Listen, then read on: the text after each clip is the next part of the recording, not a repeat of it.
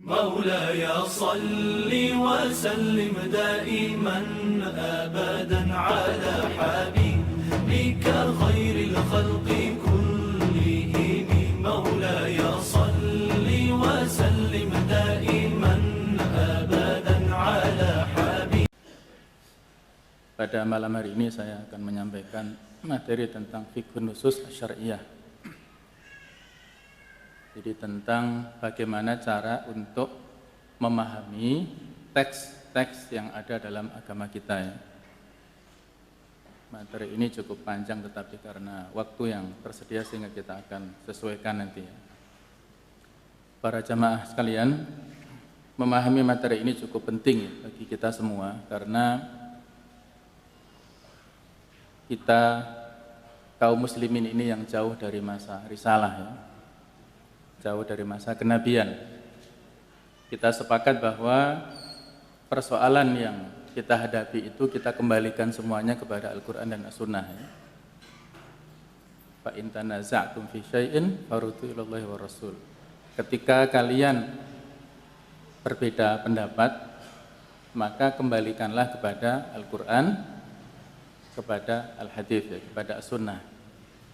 Nah, persoalannya adalah bagaimana cara kita untuk mengembalikan persoalan itu kepada Al-Quran dan As-Sunnah. Inilah yang menjadi polemik, menjadi perdebatan atau menjadi perbedaan di antara kalangan kaum muslimin. Ya, jangankan kita yang jauh ya dari masa risalah yang terjadi pada zaman sahabat saja dulu ya. Mereka yang dekat atau mungkin ya langsung ya mereka berhadapan dengan Rasulullah SAW ketika mendengarkan hadis, mendengarkan perintah dari beliau saja masih terjadi perbedaan pendapat, apalagi kita. Contoh yang sering kita dapatkan adalah ketika para sahabat diberi perintah oleh Rasulullah SAW untuk melakukan ekspedisi pengepungan kepada Bani Quraidah. Jadi setelah kaum muslimin selesai perang Khandaq atau perang Ahzab pada tahun 5 Hijriah, itu Rasulullah SAW memerintahkan kepada para sahabat untuk melakukan penyerbuan kepada Bani Quraidah. Bani Quraidah adalah salah satu kabilah atau suku Yahudi yang ada di Madinah. Jadi di Madinah ini ada 3 suku Yahudi, ada Bani Quraidah, ada Bani Qainuqa, ada Bani Nadir. Nah, pada saat selesai perang Khandaq, perang Ahzab itulah Rasulullah SAW memerintahkan kepada para sahabat untuk mengepung Bani Quraidah, melakukan penyerangan. Jumlah mereka kurang lebih 3.000 pasukan. Nah, sebelum Rasulullah SAW memerintahkan kepada para sahabat yang saat itu di bawah kepemimpinan Ali bin Abi Thalib, beliau memerintahkan, salah satu di antara sekian banyak perintahnya itu adalah beliau mengatakan begini, la yusalliyanna ahadukum al-asra illa fi Bani Quraidah. Sekali-kali janganlah salah seorang di antara kalian melakukan sholat asar kecuali sudah sampai di Bani Quraidah. Nah, itu salah satu perintah beliau. Maka berangkatlah para sahabat.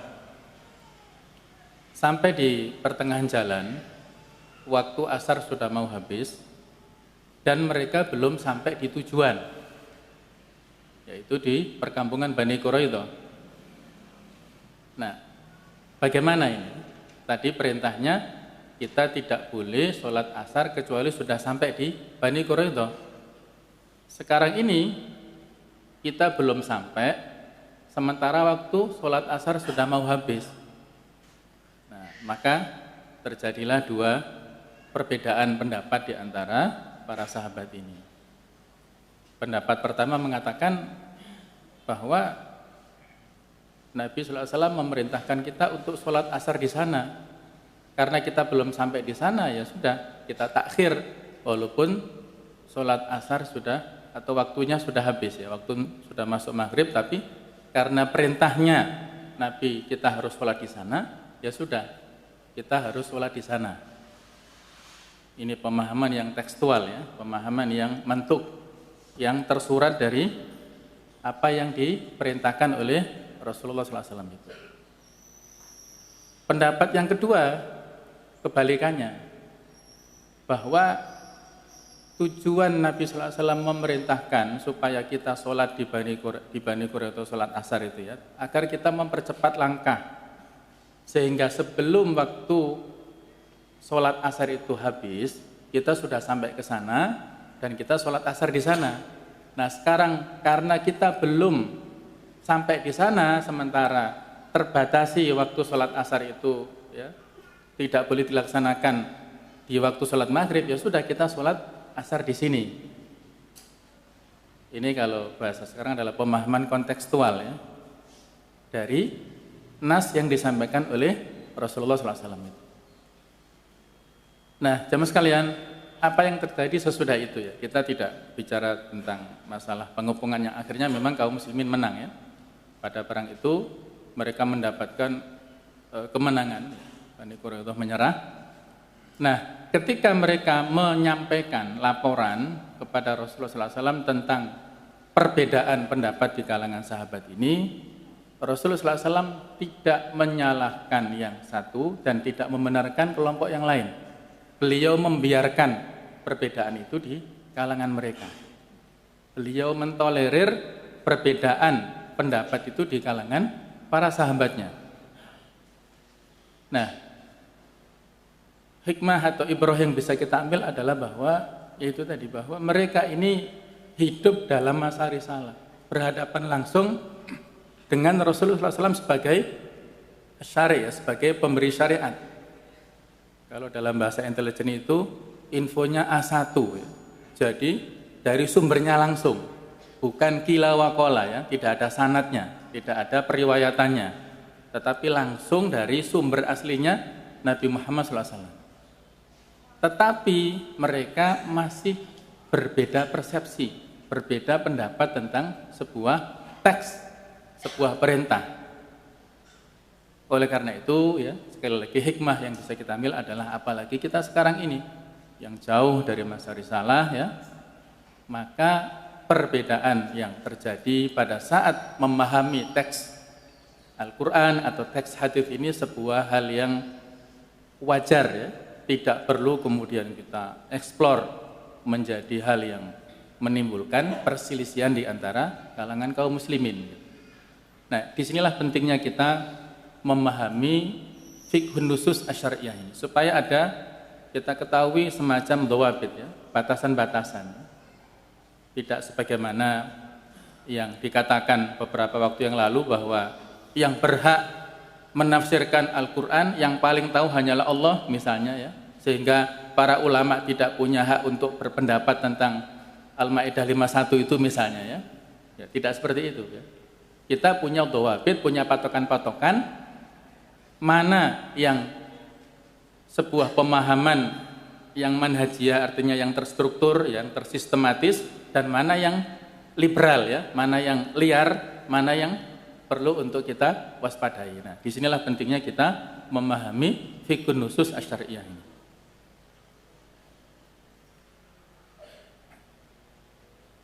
Jadi tujuan umum dari materi ini adalah ma'rifatu fiqhin nusus ma'rifatan sahihatan, mengetahui tentang fikih nusus dengan pengetahuan yang sahih, bukan pengetahuan yang salah, bukan pengetahuan yang batil, tapi pengetahuan yang sahih sebagaimana yang telah diajarkan oleh para ulama pendahulu kita.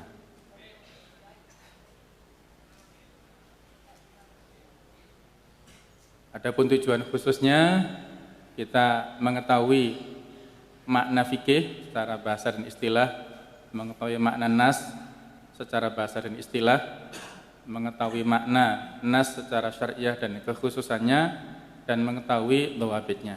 Mungkin karena waktunya sehingga poin yang terakhir itu barangkali di lain kesempatan ya kita bahasnya.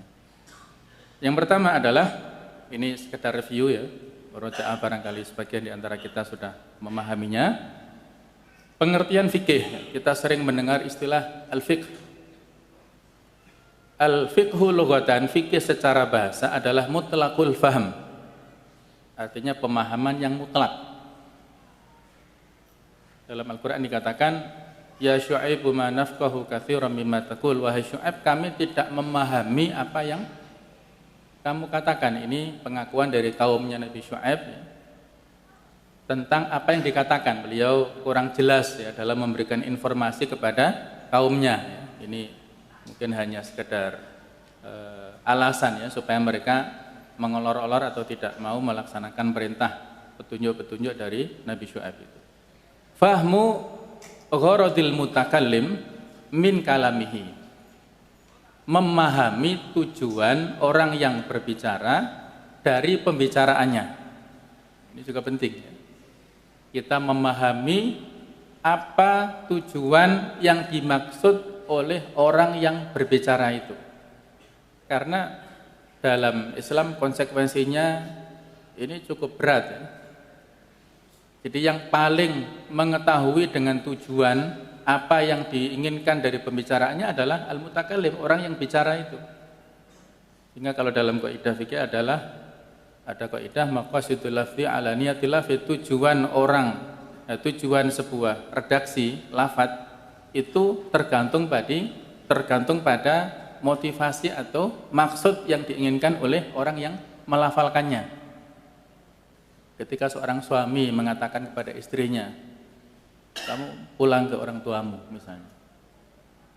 Ada suami yang mengatakan kepada istrinya, silakan kamu pulang ke orang tuamu. Konsekuensi dari kalimat ini kembalinya kepada si suami.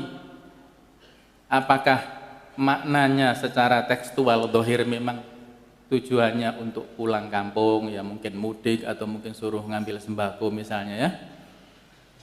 Ataukah mengandung konsekuensi secara tersirat di balik kalimat ini. Pulang bermakna si suami mau mentalak istrinya. Nah, itu kembalinya hukum fikihnya kembali kepada al-lafidh yang melafalkan itu. Konsekuensi apakah jatuh satu kali talak ataukah tidak itu kembali kepada niat si suami ini.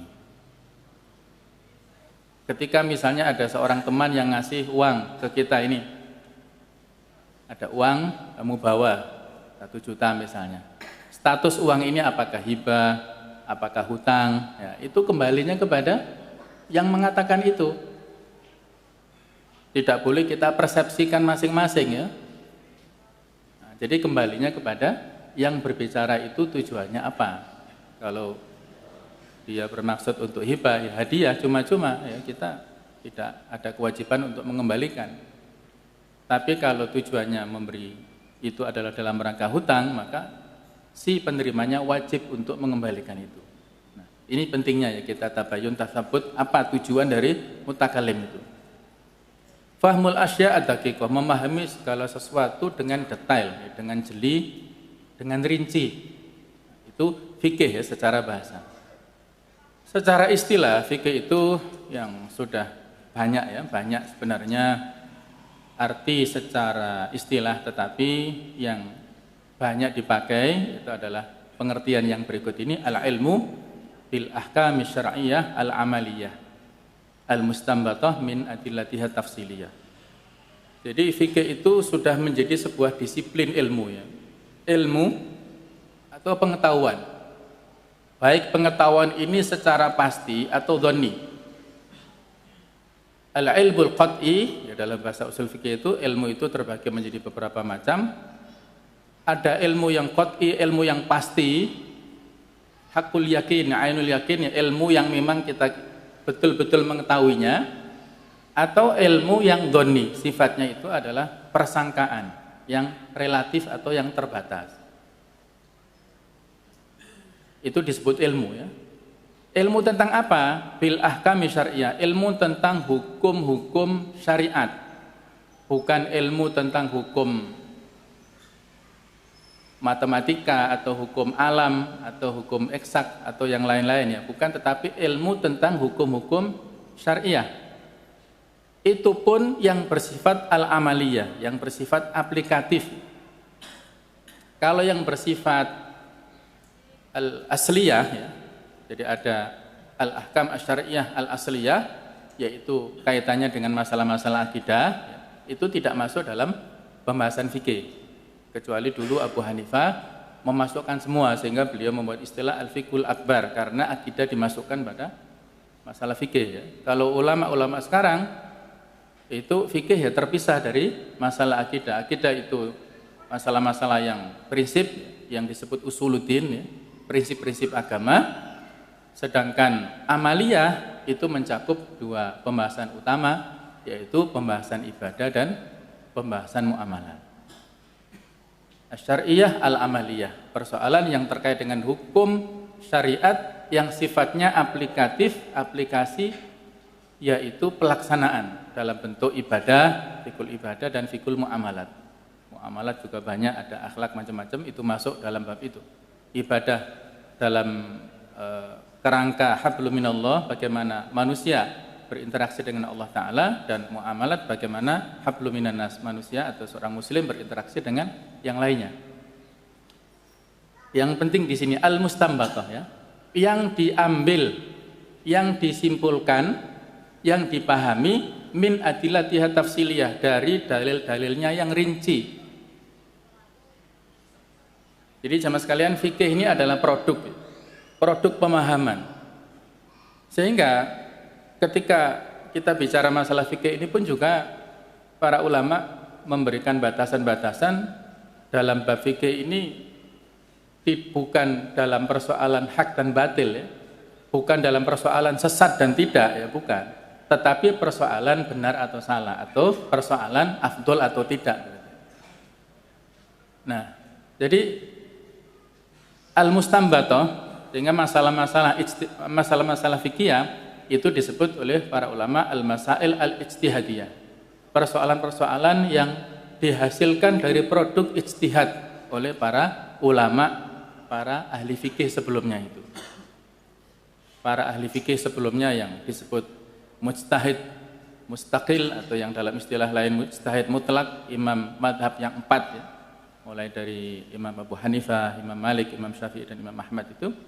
Mereka ini adalah para a'immatul mujtahidin ya, para imam ahli fikih yang memiliki kemampuan ijtihad di atas yang lainnya, dan mereka memiliki ittijah fikih sendiri, orientasi fikih sendiri yang disebut dengan madhab. Jadi madhab itu adalah sebuah pendapat yang baku, yang telah dirintis, disusun oleh ulama-ulama fikih ini, yang menjadi panutan bagi para pengikutnya.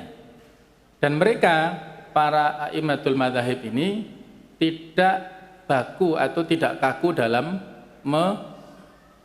dalam berpegang teguh dengan pendapatnya masing-masing. Mereka begitu toleran, dan bahkan hampir semua mengatakan idza shahhal hadits fa huwa madhhabi. Ketika ada hadis yang sahih, maka itulah madhabku. Jika kalian menemukan pendapatku bertentangan dengan hadis yang sahih, ambillah hadis yang sahih, tinggalkan pendapatku. Itu objektivitas dari para ulama fikih sebelumnya itu. Nah, jadi al-mustanbatah yang diambil dari dalil-dalil yang rinci. Adillatu al-ahkam asy-syar'iyyah ini banyak. Kalau yang disepakati Al-Qur'an, As-Sunnah, kemudian ada tambahan al-ijma' dan al-qiyas. Jadi hampir bisa dikatakan 4 inilah yang menjadi kesepakatan di antara para ulama. Yang di luar ini masih banyak, ada al-istihsan. Istihsan itu menganggap sesuatu yang baik, yang secara hukum tidak ditulis, tetapi dibutuhkan dalam kehidupan sehari-hari. Ya, contohnya banyak istihsan ini, tetapi para ulama juga berbeda. Imam Syafi'i tidak menganggap istihsan sebagai sebuah dasar. Kata beliau, man istahsana faqad syara'a, barang siapa yang mengambil sesuatu istihsan sebagai dasar hukum, dia membuat syariat tersendiri, katanya begitu. Ada al-maslahal mursalah, kemaslahatan yang dilepaskan oleh syariat, tidak ditulis ya. Tidak disebutkan secara tertulis, tapi itu sebuah kemaslahatan. Ya, kalau dulu Abu Bakar, kemudian Umar, dan akhirnya pada zaman Utsman itu mushaf dikumpulkan, yang sebelumnya berserakan banyak macamnya dikumpulkan menjadi satu. Nah, itu juga al-maslahatul mursalah, secara tekstual tidak ada perintah dari Rasulullah SAW untuk itu ya. Tetapi itu baik, mengandung maslahat, mengandung kebaikan, maka menjadi boleh. Mushaf dikumpulkan menjadi mushaf seperti itu, kemudian sekarang ada lagi teknologi, ada di HP, ada di laptop, macam-macam ya. Itu dalam rangka untuk kemaslahatan kita semua dan itu baik-baik saja, tidak ada larangan untuk itu sehingga menjadi boleh begitu. Kemudian ada lagi al-istishab, mengembalikan sesuatu kepada hukum awalnya, yaitu boleh. Terutama dalam bab muamalah dalam hal dunia, selama tidak ada larangan maka hukumnya mubah, hukumnya boleh. Nah, al-istishab. Kemudian ada lagi syar'u man qablana, syariat umat sebelum kita, selama tidak direvisi, tidak diedit atau tidak digagalkan, tidak dibatalkan oleh syariat Nabi Muhammad SAW, maka syariat itu bisa atau boleh dilakukan, boleh dikerjakan. Nah, para ulama ini juga berbeda apakah masih berlaku atau tidak. Ada al-urf, urf itu adalah tradisi. Tradisi itu dalam kaidah dikatakan al-'adatu muhakkamah. Tradisi itu bisa menjadi hukum ketika tidak bertentangan ya, tentunya dengan akidah, dengan syariat Islam yang tertulis. Kalau Imam Malik itu beliau spesifik mengambil dalil amalu ahlil Madinah. Kebiasaan amalan yang dilakukan oleh penduduk Madinah. Karena Imam Malik ini dari lahir sampai meninggal beliau itu domisilinya di Madinah. Tidak melakukan perjalanan keluar Madinah kecuali untuk haji, untuk umroh ya, ke Mekah itu. Walaupun begitu gurunya juga banyak ya, gurunya hampir 1000. Namun beliau ada di Madinah karena kecintaan beliau dengan Rasulullah SAW. Saking cintanya itu beliau kalau berjalan di Madinah itu tidak berani mengendarai kendaraan. Kenapa alasannya? Karena ihtiraman, menghormati jasad Rasulullah SAW yang dikubur di bumi kota Madinah. Jadi beliau khawatir, dalam bahasa kita bahasa Jawa itu kodo atau khawatir nggak sopan gitu ya, mengendarai kendaraan. Beliau saking hormatnya dengan jasad Rasulullah SAW yang dikuburkan di bumi Madinah itu. Itulah Imam Malik ya yang membuat dalil amal ahli Madinah sebagai dasar dalam pengambilan hukum gitu. Jadi ini dalil-dalilnya banyak ya dan kita tidak dalam membahas itu ya untuk saat ini. Nah, sedangkan pengertian an-nusus, pengertian teks secara bahasa adalah raf'u asy-syai', yaitu permukaan sesuatu, wa kullu ma dhahara wa huwa nasun. Segala sesuatu yang muncul, yang nampak di permukaan itu adalah nas. Sedangkan istilah adalah khitabullah, kalamullah yang ada di Al-Quran. Khitab Allah ini berupa al-mubashir yang sifatnya itu langsung, yaitu Al-Quranul Karim. Ini redaksinya disampaikan oleh Allah lewat malaikat Jibril kepada Rasulullah SAW secara tekstual. Tidak ada perubahan, tidak ada intervensi di situ dari kalimat Rasulullah SAW. Itu adalah al-mubashir, al-wahyu al-mubashir atau al-wahyu al-matlu, wahyu yang dibacakan oleh malaikat Jibril kepada Rasulullah SAW berupa Al-Quran.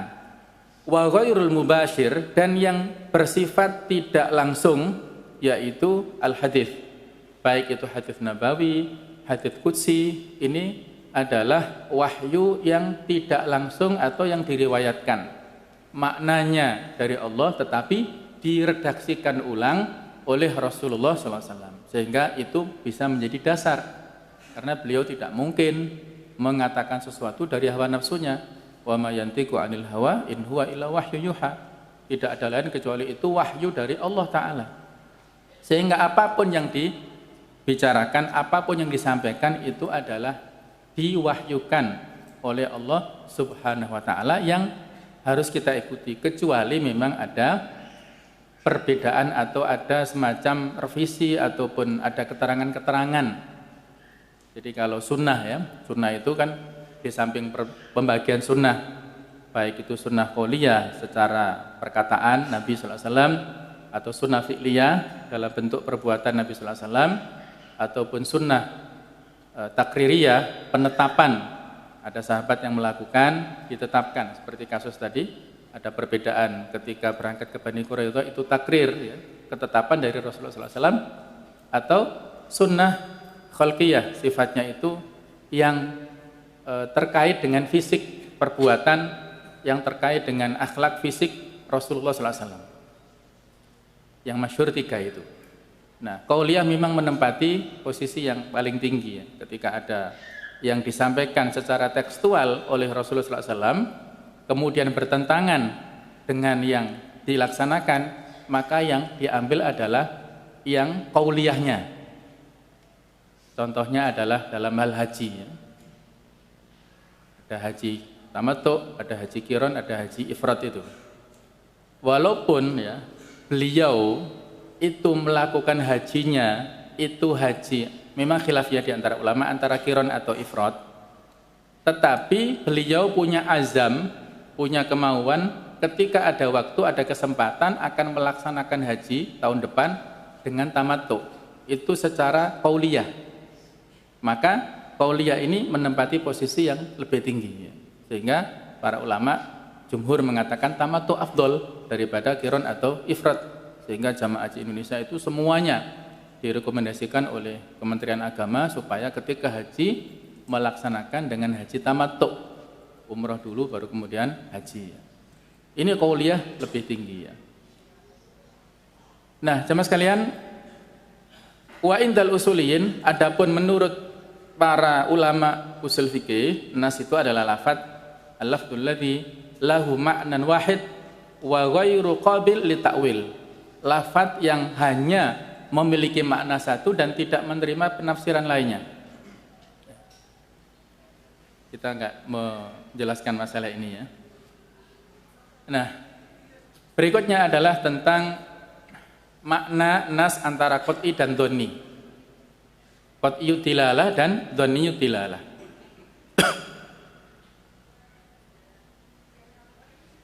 Jadi ada teks baik itu Al-Qur'an atau sunnah yang sifatnya qat'iyud dilalah.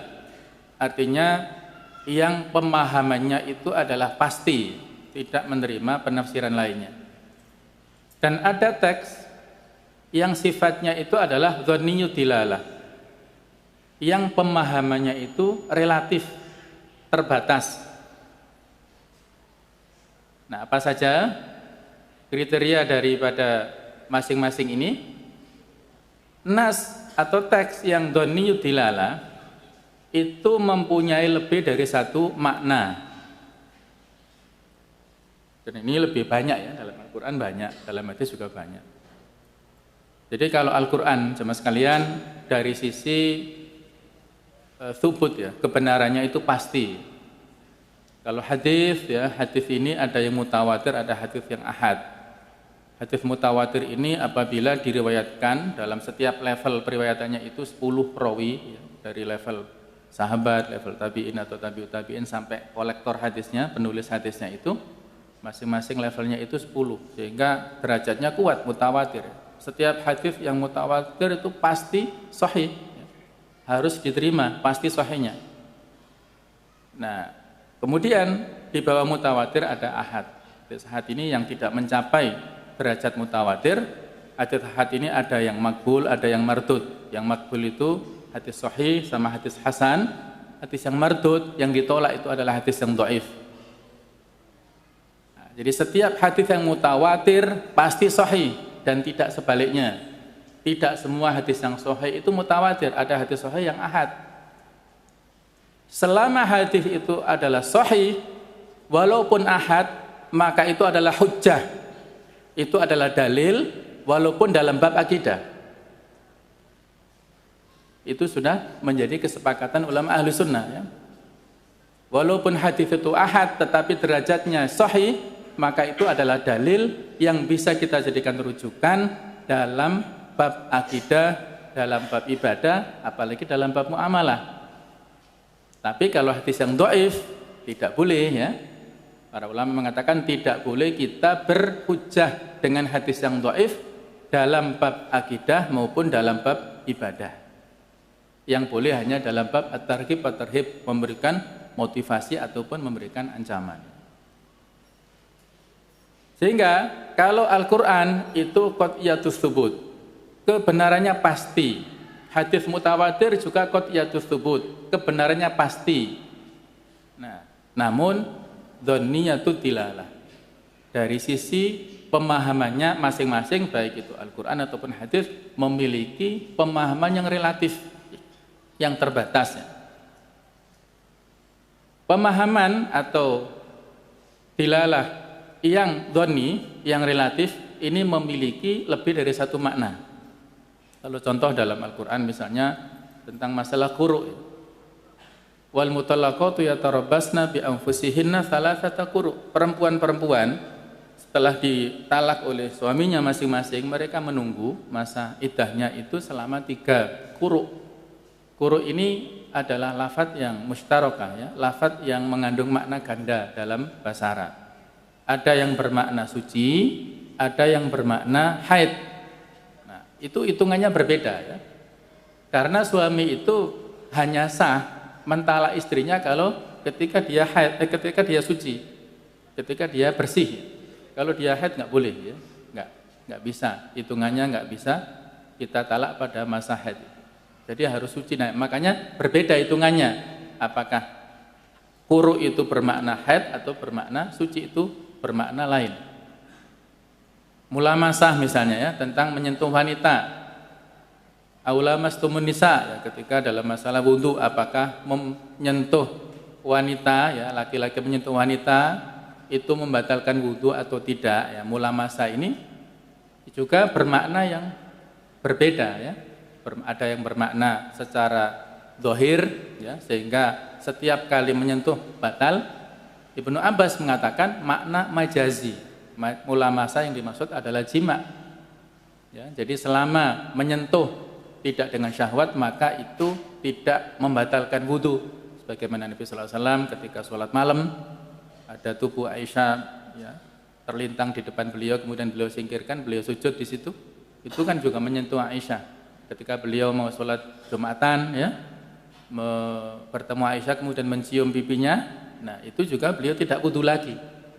Nah, karena dengan tanpa syahwat ya, dengan tanpa gairah, nah itu tidak membatalkan wudu. Nah, sehingga mulamasa di situ lebih condong dengan pengertian dari Ibnu Abbas, yaitu dalam hal ini adalah dia memiliki makna jima.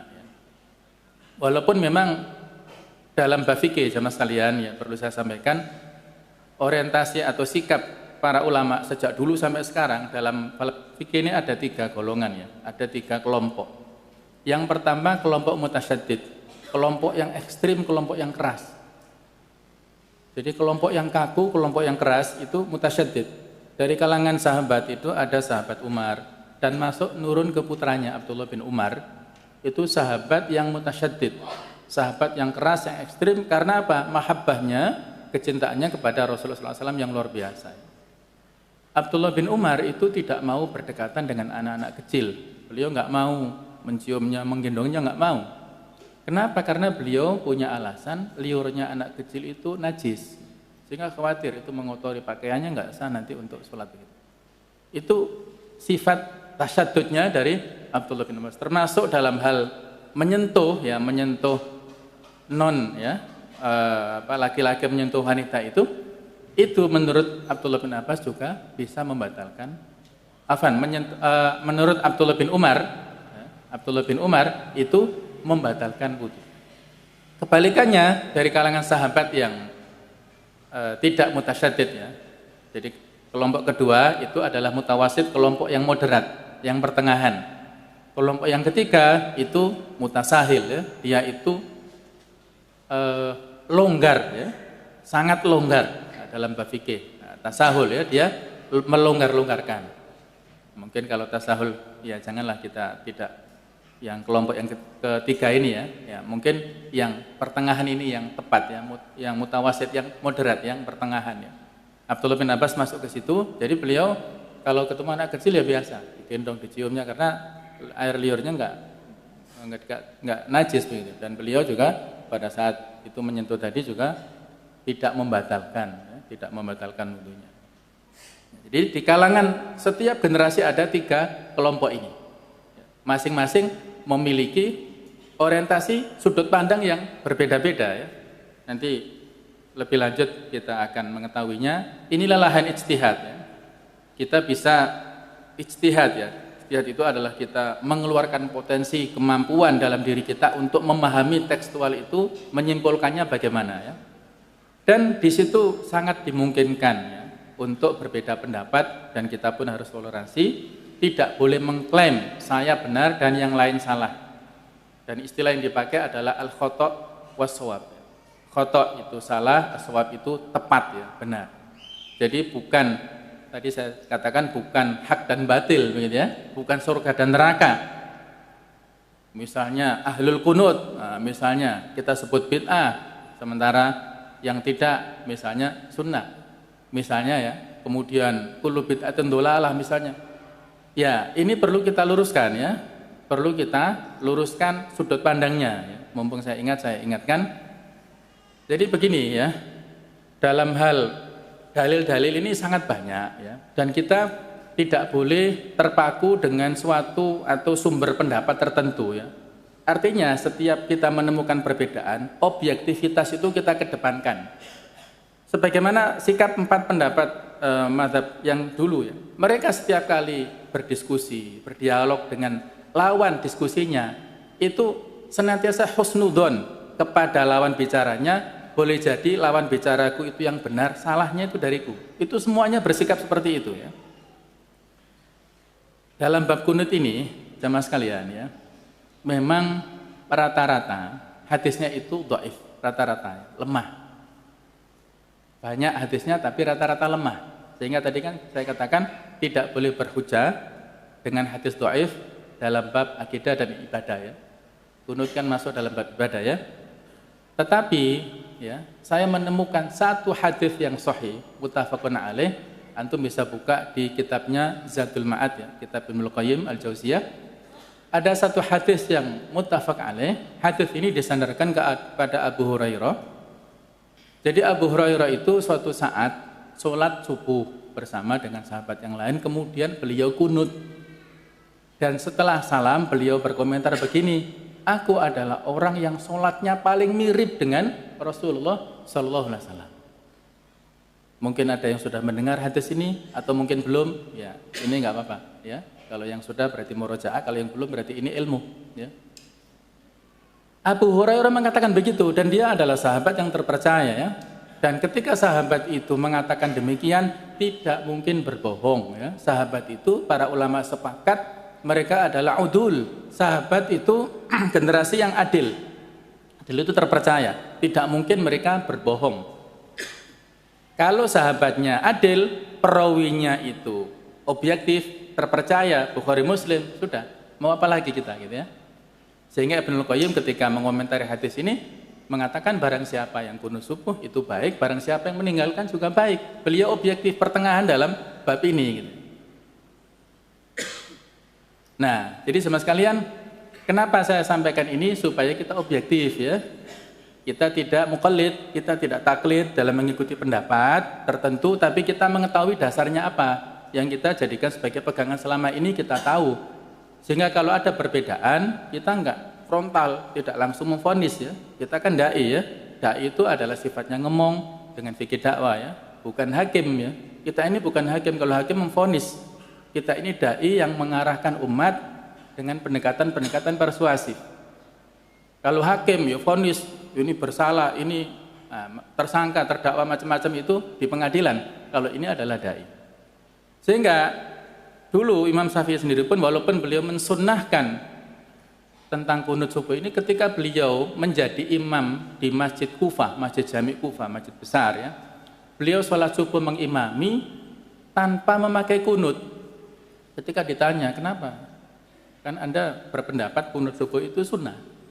Kata beliau, ihtiraman li Abi Hanifah, aku menghormati Abu Hanifah walaupun sudah meninggal Abu Hanifah. tetapi aku sholat di masjid beliau dan ini jamaahnya adalah orang yang mengikuti mazhabnya Abu Hanifah, maka aku meninggalkan pendapatku dan menerapkan pendapatnya Abu Hanifah yang tidak kunut pada waktu sholat subuh itu. Ini ya objektivitas dari ulama-ulama kita dulu. Kemudian contoh lain jamaah sekalian tentang at-talaffuz bin niyah, melafalkan niat. Saya juga sebelumnya sangat anti ya dengan usul macam-macam itulah. Ya, at-talaffuz bin niyah. Melafalkan niat sebelum sholat, sebelum puasa ya. Kalau sholat ya sholli fardhu dhuhri dan seterusnya. Kalau puasa ya nawaitu shauma ghadin misalnya dan seterusnya.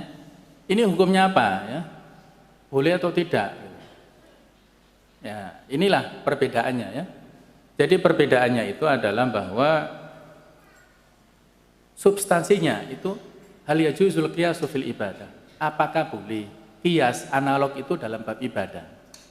Itu menjadi ujung perbedaannya di situ ya. Apakah boleh hukumnya qiyas analog dalam bab ibadah? Itu menjadi persoalan. Bagi yang mengatakan tidak boleh, tauqifiyah misalnya, mengatakan ibadah tauqifiyah, maka sudah semua yang tidak ada dasarnya ditolak semua. Tetapi ada satu dasar begini ya. Suatu ketika Umar bin Khattab itu bertanya kepada Rasulullah SAW tentang masalah hukum berkumur. Jadi beliau pada waktu Ramadan puasa itu berkumur ya. Kemudian bertanya, ya Rasulullah SAW, tadi aku berkumur, apakah itu membatalkan puasaku? Ya. Apakah itu membatalkan puasa? Maka kata beliau membuat analog begini, bagaimana seandainya ya, apabila kamu pada waktu puasa itu mencium istrimu, apakah itu membatalkan? Kata Umar, enggak. Nah, kata Rasulullah, begitu pula itu juga tidak membatalkan puasamu. Nah, di sini kan ada celah gitu ya. Ada celah Nabi mengkiaskan. Ini kan masalah ibadah ya. Kita tauharo itu kan fikih tauharo kan kita bahas masalah ibadah di sini. Puasa, nah ini kan juga masalah ibadah ya. Jadi beliau mengkiaskan dalam hal tidak membatalkannya mencium, tidak membatalkan puasa, itu dikiaskan dengan berkumur yang tidak sampai membatalkan pada masalah puasa ini. Jadi ada celah di situ, sebagian menyimpulkan, oh berarti di situ ada unsur analog, ada kias di dalam bab masalah itu. Nah, mereka kaum muslimin ya, yang melafalkan niat sebelum melaksanakan sholat, sebelum melaksanakan puasa itu dikiaskan dengan haji maupun umroh. Nah, haji maupun umroh inilah Nabi SAW melafalkan niat dengan jahar ya. Labbaik Allahumma umratan atau labbaika umratan, labbaik Allahumma hajjan atau labbaika hajjan. Beliau melafalkan niat itu depan para sahabatnya. Nah, kemudian itu dikiaskan kepada masalah yang terkait dengan masalah sebelum sholat atau sebelum puasa itu. Ya. Itu yang maksud saya adalah objektivitas. Untuk bagaimana berusaha memahami pola pikir bagaimana sih masyarakat kita itu kira-kira dasarnya apa. Kita berusaha memahami pola pikir yang melaksanakan itu seperti apa sih. Walaupun untuk diri pribadi kita silahkan. Kalau kita memilih untuk diri pribadi kita, silahkan pilih se-ekstrim-ekstrimnya, seideal-idealnya silahkan. Yang paling afdol, yang paling sesuai dengan sunnah silahkan kita untuk diri kita pribadi. Tapi ketika kita memberi fatwa, ketika memberi jawaban, ketika kita berhadapan dengan umat yang sangat heterogen, ini kita, itu tadi ya, harus objektif. Ya, harus objektif, tidak kaku ya dalam menyampaikan kepada mereka. Walaupun tetap juga ya ketika kita berhadapan dengan perbedaan itu kan ada tahapan-tahapannya ya. ada tahapan kita, apakah kita itu mengumpulkan. Jadi ketika nas ini bertentangan satu sama lain itu kan ada tahapannya. Yang pertama itu kan tahapan al-jam' wa taufik. Kita padukan teks itu dari berbagai macam itu. Kita cari jalan keluar secara pertengahan. Kalau tidak bisa kita tarjih. Kita cari yang paling kuat. Kalau tidak bisa kita cari tentang latar belakang turunnya mana yang lebih dulu, mana yang kemudian. Yang kemudian itu menasakh yang lebih dulu. Kemudian kalau tidak bisa adalah tawakuf. Tetap di situ ada unsur tarjih ya, unsur penguatan kira-kira yang paling objektif, yang paling kuat itu yang mana? Silakan itu kita sampaikan secara terbuka kepada masyarakat sehingga mereka mengetahui di antara sekian banyak yang paling afdol, yang paling kuat silakan. Kita pilih yang itu tapi dengan ilmu ya. Bukan dengan ta'assub, bukan dengan fanatisme tapi dengan ilmu yang betul-betul kita sampaikan secara objektif kepada mereka. Ini waktunya sangat terbatas ya, sebenarnya masih banyak materinya, insya Allah mudah-mudahan ada kesempatan di lain waktu ya, dan mudah-mudahan Allah Ta'ala membimbing kita semua umat Islam ini menuju kepada kebenaran ya. Kita inginkan kebenaran yang sesungguhnya dan kita bimbing umat kita ini secara pelan-pelan ya, dengan hati kita ya, dengan fikih dakwah yang baik. Mudah-mudahan kita semuanya senantiasa dalam hidayah ma'unah dari Allah Subhanahu wa taala. Aku astaghfirullah subhanahu wa hamdika asyhadu an la ilaha illa anta astaghfiruka wa atubu ilaik. Wassalamualaikum warahmatullahi wabarakatuh.